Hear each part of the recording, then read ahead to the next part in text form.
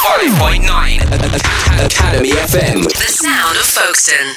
Here at Academy FM, we run different projects to get students on the radio, learning communication skills and building self-esteem. One project is funded by the Wellcome Trust, a scientific organisation that gives grants to many different educational projects, introducing people to science. We've heard some of the interviews already, and we've got another one now from Josh. Josh is interested in magic and can perform a few sneaky card tricks himself. He wanted to meet a psychologist to talk about magical illusions and how the brain copes with what it sees. Helen Sharp runs the project, and you'll hear her in this interview too. She took Josh to meet Dr. Marcus Binderman, a psychologist at the University of Kent at Canterbury. Josh started by showing off his magical skills. I have 4 cards in my hand, and they are 4 playing cards. They're aces. And what I'm going to do is I'm going to take the top card, which is the ace of clubs. I'll set the ace of clubs right next to it. Here I have the ace of spades. I'll set the ace of spades there. Can you tell me which one's the ace of spades, which one's the ace of clubs? So the top one is the spades and the one below that is the clubs. Wrong. They're both the 2 other red ones. Oh, that's excellent. That's an excellent trick. What is an illusion? What is an illusion? Well, I think the answer to that depends on who you ask, okay? As a psychologist, I would say that an illusion is a distortion of our senses or a misinterpretation of a true sensation. Basically, what our brain does, our brain applies a set of principles or general assumptions to make sense of anything that we see or perceive. And these assumptions allow us to interpret our environment. Now, in an illusion, that interpretation is wrong, and we suddenly realize that it is wrong. And that's where this sort of sense of bafflement and surprise might come from. How does an illusion work? How does an illusion work? Well, basically, there are hundreds, if not thousands of illusions. I certainly haven't counted them, but there are more illusions out there than you can shake a stick at. And of course, different illusions are going to work in different ways. Okay, I think it's important to maybe look at a few examples and disentangle them. Yeah. So I have a few examples of my own. You've just shown us your card trick. So I'm going to try with the card trick too. Okay, but my card trick will be shown to you on a computer, and I hope that I can fool you, because you're clearly a much better magician than I am. Okay. All I want you to do, I'm going to show you a set of 6 cards, and all I want you to do is select one and remember it. Okay? Okay? Yep. Have you seen this trick before? I think so. Oh dear, I might be found out already. Okay. So remember that one card. Okay? Make sure that you really store in your brain what it looks like and so on. And what I'm going to do now is I'm going to make it disappear. Okay? Now, of course, what is beautiful about this trick is that we're doing it on a computer. So I've been able to predict which card you're going to pick, and I'm going to make it disappear. Okay? Okay, Josh. So, has your card disappeared? Yes. Excellent. And do you know how this trick works? Was it that they're not the cards that are at the start? Right. Yes. Yeah. All of the cards have changed. Yeah. Exactly. Yeah.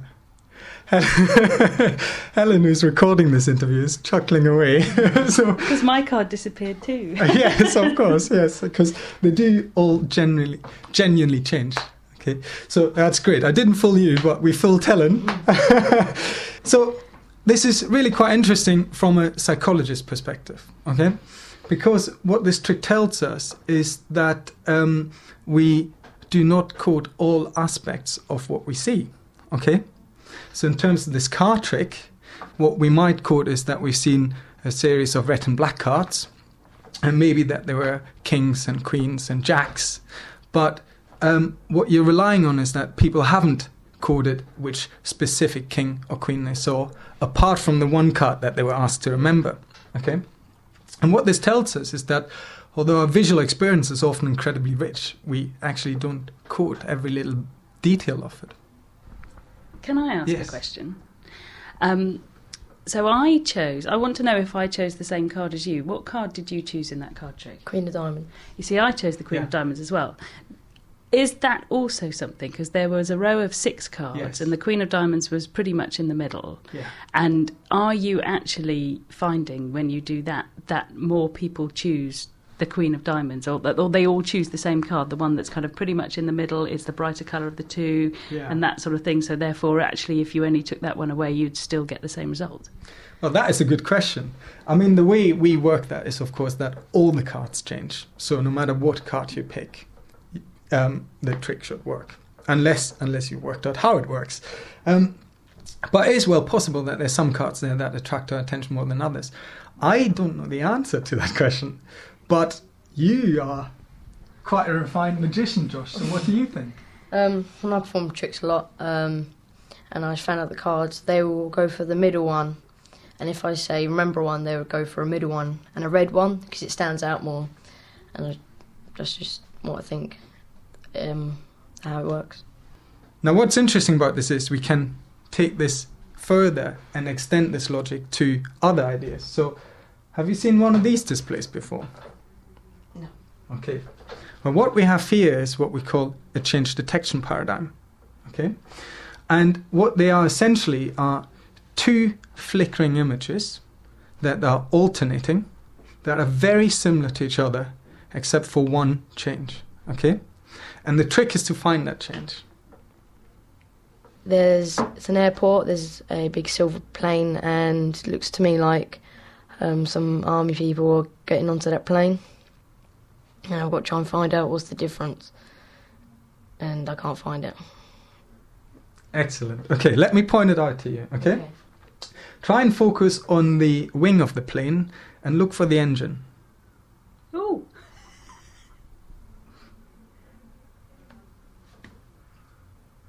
Oh, yeah. Well, I've got it now. Are you surprised by that? Yeah. Yeah. It's really interesting, isn't it? Because I haven't picked some tiny, minute detail here or something that is in the periphery of the picture. Right? The engine of the plane is actually slop bang in the middle of the photograph. Okay? And yet it is very difficult to detect that change. Okay? Are you willing to try another one? Yeah. Okay. Let's try this one. It's like a harbour with lots of boats in rows, and there's a boy playing with a much smaller boat. Yep, that's pretty accurate. And have you found the change? Yeah, I found it. Go on then, point it out. On that large boat, there is looks like a blue tub, and that's the one that's flashing. Yeah, well done, well done. So these change detection displays illustrate a phenomenon that we call change blindness. Okay, and what that really refers to is the difficulty in spotting changes in visual scenes. But really, the point I want to make with these displays is that our visual experience often feels quite complete, when in fact it might not be as complete as we believe. Okay, and these simple displays and the card trick that went before it are a very efficient and very easy way of illustrating that. So this is, of course, an illusion of sorts. Josh is interested in magic and illusions, and he went to interview Dr. Marcus Binderman, a psychologist at the University of Kent at Canterbury. He asked Marcus whether he thinks that illusions are always false. I think that illusions are absolutely true. Okay, but it depends on how you define what an illusion is, really. Okay, so ultimately, when it comes to visual illusions that trick your brain, you're still tapping into processes that are actually happening. Okay, you're tapping into something that is very real. Okay, and what can happen is, of course, that several processes also happen at the same time. So your brain might be fooled by the illusion, your awareness might be fooled by the illusion, but there might also be a part of your brain that isn't. Okay. Now I have another example for you to hopefully make that point, and this is one of my favorite illusions. Okay. So what we have here is a plastic mask of a face. You've got an annoying look, annoying smile on your face, which suggests to me that you've seen this before. I don't know. Okay. Do you recognise the person that is depicted here? It's Einstein. Yes. Yeah. It is Albert Einstein. Yes. So what we have here is really a three-dimensional model of Einstein's face that has been cast in white plastic. Okay. And if I put this in front of the window like so, then there's really not a lot to it. Okay. And if you want to stand up, Josh, and take a walk around the room, but look at the face as you walk around, there's not really much happening, is there? No. Okay, now let's try something else. Let's turn this face around, okay? Now, what you have now, would you like to describe to us what you can see? It's still the face, but it's dented inwards, but it looks like it's coming out. It's very strange. Is it compelling? Yes, and it's following me around the room. It's following you around the room? Yeah. Excellent.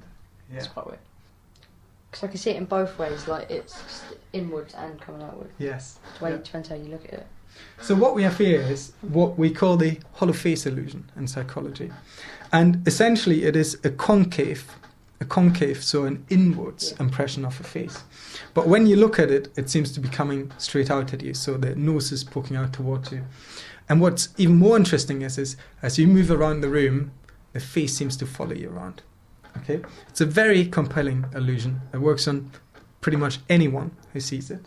Okay, and actually, it can tell us some rather interesting things about how our brains work. Okay, so do you have any idea why this might work, Josh? No. No. Good, good. So I'm baffled by your card trick and you're baffled by my face illusion. Okay, it's actually really quite simple. When our brains try to make sense of our visual environment, they apply a set of basic rules to really interpret our environment. Okay?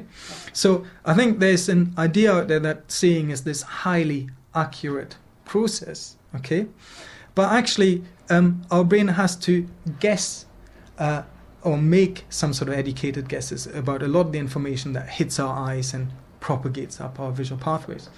And one of the things it can do is it can apply knowledge that we already have to make sense of new incoming information. Okay? And in psychology, we call this top-down processing. Okay? So what happens with this illusion is this. Our brain knows that faces usually stick out, right? That faces are usually convex, and therefore it interprets this concave impression of a face in a convex way. Okay, the tendency for our brain to see faces in this way is so strong that it makes this illusion work instantly, and it virtually can't shut it down. How do you get people to believe that they can do things they wouldn't normally do with an illusion? Okay. Well, that is the hardest question of them all. That is the hardest question of them all. And of course, I suspect that a magician would be able to give you a much better answer to that than I can. I think you need to have certain social skills. You need to probably ooze competence and confidence. And you have to be able to persuade people that you know what you're doing. I can't really answer that question much better than that, but maybe you have an answer for me. Yeah, I think it's more like saying to people that you can do it, and more than being relaxed instead of agitated and things. That's interesting. So it's all about relaxing your participant. Yeah. Interesting. Yes. Do you want to do another card trick just to end? Yes, please. Yes, please. I could do this, so I could predict what card you stop me at, okay? So you tell me when to stop doing this. Okay, and so what did it exactly? I decide... Yeah, when I say stop, right? Okay, stop. Right. Ace of diamonds. No, it's not. It's this there. That's excellent. That's excellent. Do that again. Okay, we'll do it a different way. Yeah. Yeah, tell me when to stop, right? Stop. Stop right there, right? Yeah. I'll just take it off. 7 of diamonds. Excellent. Do you know how he's doing it?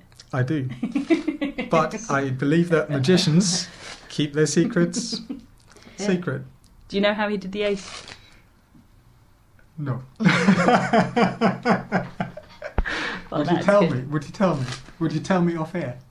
Yes.